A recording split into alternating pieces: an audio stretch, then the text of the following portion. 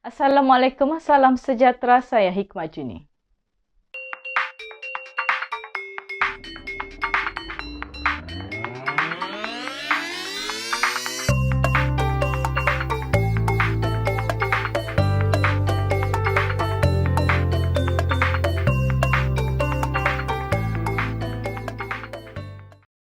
Sabah sedang mengkaji penubuhan Suruhanjaya Air. Kementerian Kerja Raya Sabah sedang mengkaji penubuhan Suruhanjaya Air bagi mengurus bekalan air di negeri ini secara lebih berkesan, kata Timbalan Ketua Menteri, Datuk Seri Bung Mokhtar Radin. Bung yang juga Menteri Kerja Raya Sabah berkata, kajian itu dilakukan secara menyeluruh di semua peringkat termasuk dari segi perundangan dan kerajaan tempatan sebelum dibentangkan kepada Kabinet Negeri Sabah. Beliau berkata demikian kepada media sempena lawatannya ke kawasan Dewan Undangan Negeri Karambunai semalam. Mengulas mengenai lawatannya itu, beliau berkata pihaknya telah mengesan pelbagai masalah dihadapi penduduk, antaranya bekalan air, kecurian elektrik, sistem perparitan, masalah setinggan dan jalan rosak. Sehubungan itu, pihaknya akan memastikan masalah penduduk akan diatasi segera. Menurut Bung, Bandar Sierra adalah satu daripada kawasan bermasalah yang tular di media sosial dan mereka memerlukan bekalan air.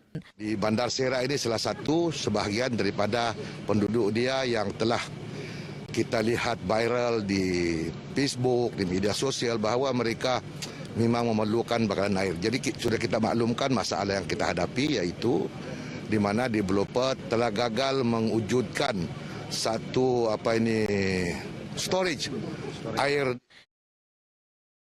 Pelbagai inisiatif disediakan untuk membangunkan usahawan tani.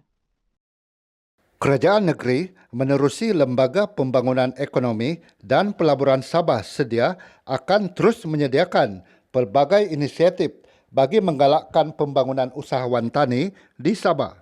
Timbalan Ketua Menteri, Datuk Dr. Joakim Gunsalam berkata, inisiatif itu termasuk Prisin Industri Agro Sabah, SAIP di Kimanis yang perlu dimanfaatkan usahawan tempatan sebaik mungkin. Joakim yang juga Menteri Pembangunan Perindustrian berkata, matlamat sedia adalah untuk membangunkan usahawan agrotani melalui penyediaan kemudahan seperti inkubator, lot pemprosesan hasil pertanian serta penyelidikan dan pembangunan R&D. Joakim berkata, menerusi program Agro Saib, pelbagai kemudahan dan perkhidmatan pembangunan usahawan disediakan bagi menggalakkan penyertaan anak tempatan dalam sektor pertanian. Beliau berkata demikian selepas mengadakan lawatan kerja ke Saib Kimanis semalam. Kerajaan JRS akan memastikan tiada rakyat yang tercicir dari arus pembangunan. Kerajaan Gabungan Rakyat Sabah JRS akan memastikan tiada rakyat yang tercicir dari arus pembangunan. Pembantu Menteri kepada Ketua Menteri, Dato' Wetrom Bahadar berkata, kerajaan sentiasa adil dalam menyediakan pelbagai kemudahan serta usaha membawa pembangunan untuk segenap lapisan rakyat. Tegasnya tidak ada satu kaum pun termasuk golongan minoriti akan diabaikan kerana kerajaan JRS mahu memastikan nasib rakyat sentiasa terbela. Katanya pendekatan ini adalah selari dengan prinsip kerajaan JRS yang mengekalkan tradisi membela nasib rakyat terutama di kawasan luar bandar. Wetrom berkata demikian selepas melawat ke beberapa buah kampung di Kota Marudu semalam. Wetrom yang juga ahli Dewan Undangan Negeri Adun Bandau berkata pemimpin masyarakat di peringkat akar umbi perlu sentiasa mendampingi rakyat. Mereka juga harus mengatur strategi bagi menyelesaikan isu, masalah dan kesulitan rakyat. Katanya ini seharusnya menjadi fokus kerana inilah gambaran pentadbiran kerajaan. Dalam lawatan kerja itu, Wetrom turut melawat jalan pertanian di Kampung Rugading dan Kampung Lubah Pelumbang. Beliau turut meninjau paip graviti di Kampung Tari Tipan serta melawat jalan konkrit, paip graviti dan jeti nelayan. Kita ikuti perkembangan situasi semasa COVID-19 di Sabah. Selepas mencatatkan 5,725 kes semalam, Malaysia mencatatkan 5,728 kes positif baru COVID-19 hari ini yang tertinggi pernah dilaporkan setakat ini. Kes positif baru COVID-19 di Sabah menurun dengan 263 kes dilaporkan hari ini berbanding 288 kes semalam. Ini menjadikan jumlah kumulatif kini 48,570 kes.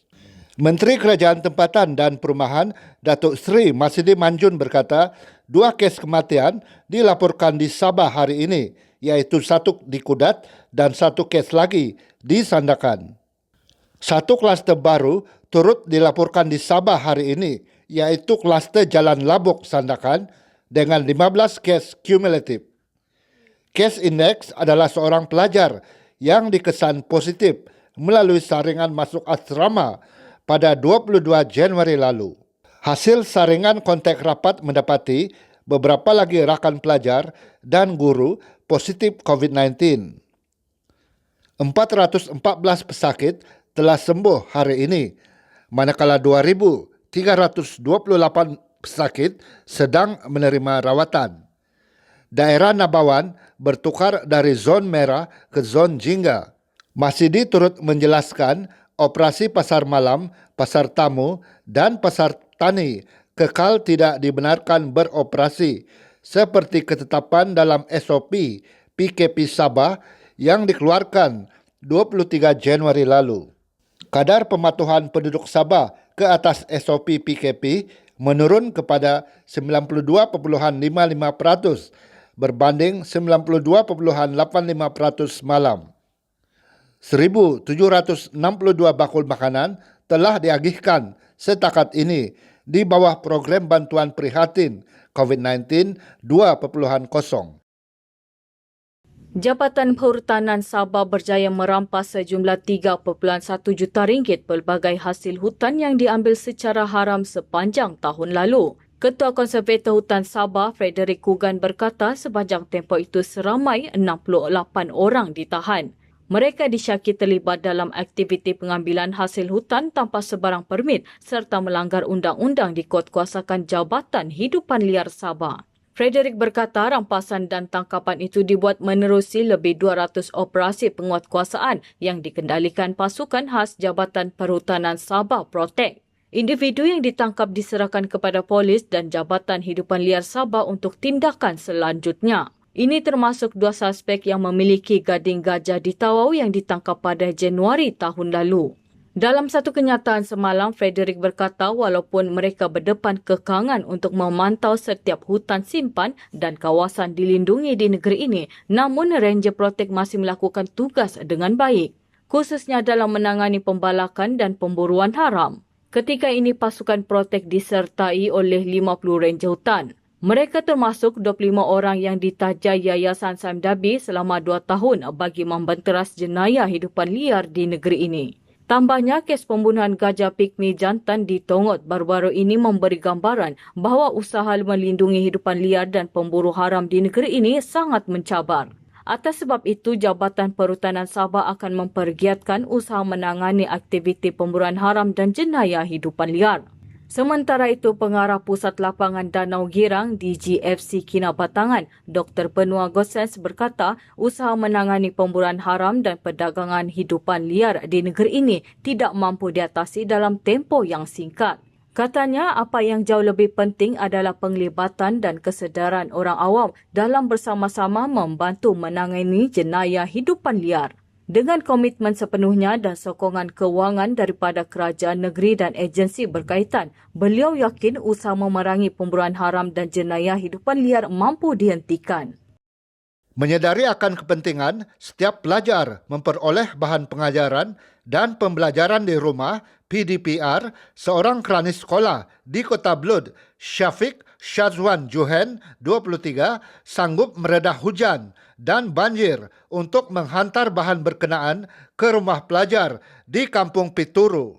Usaha itu dilakukan Syafiq Syazwan, kranis Sekolah Menengah Kebangsaan SMK Pekan 2 Kota Blud, kerana talian internet di kampung berkenaan diibaratkan hidup segan mati tidak mahu, sekaligus menyukarkan pelajar untuk mengikuti PDPR secara dalam talian. Syafiq berkata, sebagai anak jati kampung itu dan bekas pelajar SMK Pekan 2, beliau amat memahami apa yang dihadapi pelajar terbabit. Justru, beliau nekad menawarkan diri secara sukarela bagi membantu guru menyampaikan bahan PDPR buat pelajar terbabit agar mereka tidak tercicir, khususnya yang akan menghadapi pemeriksaan Sijil Pelajaran Malaysia (SPM). Syafiq berkata, beliau berdepan pelbagai cabaran, antaranya membawa bahan PDPR seberat 2 kilogram sambil meredah banjir sejauh 2 kilometer. Pihak sekolah turut menghantar bahan-bahan PDPR ke kampung-kampung dengan bantuan Persatuan Ibu Bapa Guru (PIBG) atau pengawal sekolah. Sementara itu, Persatuan Undang-Undang Sabah (SLS) giat mencari alat peranti dan mengumpulkan wang tunai untuk membantu pelajar Sabah yang kekurangan akses teknologi digital untuk PDPR di rumah. Presiden SLS, Roger Chin berkata, pandemik COVID-19 menyebabkan pelajar Sabah berdepan cabaran, khususnya di luar bandar, akibat liputan internet yang perlahan serta kekurangan alat peranti. SLS memohon sumbangan wang tunai atau dalam bentuk alat peranti seperti telefon pintar, tablet dan kad SIM.